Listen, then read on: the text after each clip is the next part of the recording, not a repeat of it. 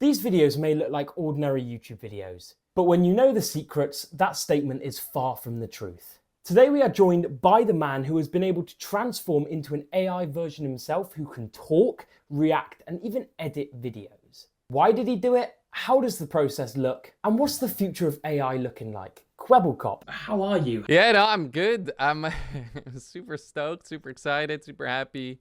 Really enjoying my work recently. I have been for, I would say, since the start of this year. Really had a blast working on this tech and working with the team. How are you? I'm really good, thank you. Yeah, brilliant. Before I get into what you've been doing recently, I want to take it back to the start because obviously you've been doing YouTube for what, 12 years now? Yeah. Well, yeah. 12, 11 years. Yeah, and I've read about you, like, continuing the Kwebbelkop brand through AI due to coming across some bad phases of burnout, right? So can you talk to me about why you decided to take like the AI route rather than other routes to like reducing your upload schedule and creating less videos that were maybe more manageable for your lifestyle? About 5 years ago, I had a burnout. Looking back, I pretty much sat down and said, okay, it's unhealthy for me to be doing this much. And I need to think in solutions and let's see how we can tackle it. And I can confidently say that we've tried everything possible before arriving at AI. So I started doing one video a day. I started taking weekends off. I stopped streaming. So that was stage number one. I realized that there's so much that I want to do, but I can't do it because I can't really create more time for myself. So every time I tried to make better videos and do bigger projects, my mental health and my physical health started suffering because I was working towards a burnout. It was impossible for me to get those tasks done, which meant that I had to start delegating them. And I started delegating a bunch of things behind the scenes and eventually arrived to the point where the only thing left to delegate was my contribution to the video, aka me being in the video. And we tried out a few things. So the first thing we tried out was we tried putting a different host there. You can find the channel. This was super successful. The channel's called Tiger. There was a different host there, and that resulted in a few issues arising down the line. So we thought, okay, well, that's not really the way to solve this. Then we ended up switching over to a virtual influencer because Tiger ended up leaving. He has different ambitions. That's fine. But a virtual influencer, our theory was that virtual influencer can't leave. Sure, there's a person controlling this character, but if that person leaves, just like Spider-Man, you can replace him. That was our theory. Eventually, that came out to be a successful theory. That was correct. We swapped out the hosts. No one, people noticed, but they didn't really mind. No dip in statistics at all whatsoever. And then eventually we decided, okay, well, let's apply this to the Kwebbelkop brand. Now, the challenge there was there's already an existing brand, a real person that people are used to, rather than building it up from scratch. So we knew that there was going to be feedback, but the only way that we could gather this feedback was by launching this, by gathering data, and then adjusting our strategy. And that's what we ended up doing, right? So a lot of people came back and said, we want to see the real you. And then we said, okay, well, I kind of get it. You want to see the real me. And we're right now at a point where it's photorealistic. It's like hyper realistic. And it's only going to get better from here. That's really interesting because I remember I saw your Twitter post when you said you were stopping AI. I thought it was real until I looked at the comments. I'm sure everyone's curious. How does the process even work? Well, I'm guessing you created this tool yourself, right, with your team? There's a lot of different tools of existing tools that we use, and then there's a lot of custom models that we have, right? So it's not a super easy one size fits all. It is still extremely complicated, and within the next hopefully 12 months, it becomes very accessible to the masses, and that's what we're trying to contribute to give this technology to everyone. But yeah, the process right now, it's pretty simple. You just provided data of the person that you want to clone. That could be voice, that could be a video, and then the systems, they take it and then they can reproduce a clone in a way of that person and really mimic a lot of the different things that make that person that person. There's some other elements that we have, things like it writes a script in the style that this person would be talking. It can do editing. Editing? It certainly can do editing. So the video that you saw wasn't 100% AI. There was still some human input regarding the post-processing, but we do have an editor. We call it Editor V2 right now, AI Editor V2, and it edits on par with like basic skilled editor. So you're saying soon you're going to be not involved in it at all? No people are going to be involved in this project. It's just going to be AI. Yes and no. No, people being involved in the project is not really something we want to do. But what we've realized is that if you just include a human in the process, the output's always going to get better. And we need humans for quality assurance. We need them for their creative input and really steer these models into the right direction. And that's much more what we're striving for. So we're really trying to enhance people's creativity and storytelling by building these AI systems. But yes, everything will be automated from A to Z. However, A and Z will still require humans, right? Think about it like this. You have a video idea. You simply type or say the video idea, and out will come this video. And then you can decide, what do you want to tweak? You can do this manually. You can give the AI some more information, and it could potentially give you a slightly different version of it. And then you decide, however, how often you want to do it. You want to make 1,000 videos and pick the best one and only upload the best one that's possible. Or you make 10 videos and you put them all together, make a compilation of the best moments. Can I just make sure quickly that this is the real Kwebbelkop, right? So when you rewatch the footage, you can see that I'm wearing glasses, and whenever I wear glasses, you're 100% certain it's me. We are not training any footage on me with glasses, and it's fairly tricky to do because you got reflections and things like that. And we also know that if someone has decided to clone me on footage with glasses, that they did this involuntarily, and we will take action. That's incredible to know.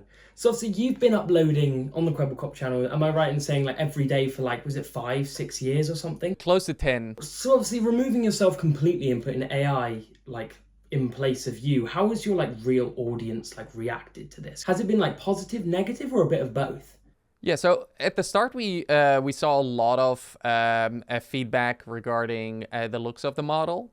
And since then, we changed it, and a lot of people have switched sides and, really started realizing, oh, he's back. Oh, this is great. And for some reason, if they don't know, they still love me as much, right? If we look at the facts, we have not seen a noticeable subscriber decline, which makes us believe that a lot of the negative comments come from external sources, not really our fans. And based on our internal research, we've also seen that the fans that were there actually don't really mind the change. They're just happy that we're uploading and making fun content. And we listen to the feedback. Every comment that anyone shared, or any tweet, or any email or Instagram DM, we take these as feedback and criticism, and that's what we love, because that means that we can improve, and that means that we can grow, and we feed this back into the team, and we adjust our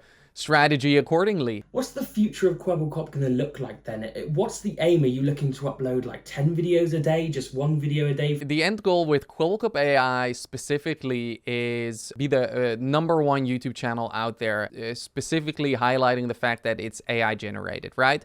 Or that a lot of AI is being used to create this content. The focus is really on quality for this channel, because I think it's a good thing for everyone on the internet to be able to know what a company with 50 employees, what we can achieve with this technology that's out there right now. Am I right in saying that you're like one of the first like big creators to do this? Yeah, I think I'm #1. There's definitely people who did this before we did, but I don't think they did this at the scale that we are tackling it, and we're going 100% for this. Kwebbelkop AI is just what you see and it shows what we're capable of, right? Behind the scenes, however, we are developing tools and applications that we plan to distribute to the masses so that everyone can do this, right? So is this what you want to do? Do you want to in some way step away from YouTube, but keep in YouTube at the same time, but also dive into this new business of AI and grow your companies through AI? In a sense, but I'm not stepping away from YouTube, right? I'm still a YouTuber and I'm still telling stories. However, I'm doing this in an innovative way that I've not seen people really embrace. In the politest way to say it, this AI is my little bitch, right? And it does exactly what I want it to, and it listens to me. So whatever it produces and whatever that gets uploaded is in a way approved by me and is in a way an extension of my creativity. So it's still me telling these stories, but I'm telling a story in a completely different way that no one's used to. So I'm not stepping away from YouTube, but yes, we are using AI to grow the company and all the projects that we're working on. Is this going to be like a software that people can use for free, or is it going to be something you're going to be charging? Yeah. Is it going to be like a cheap accessibility for everybody to do? Yeah, so it'll definitely be cheap, but it can't be free because we've got servers to run and these things are not, it's not super cheap, right?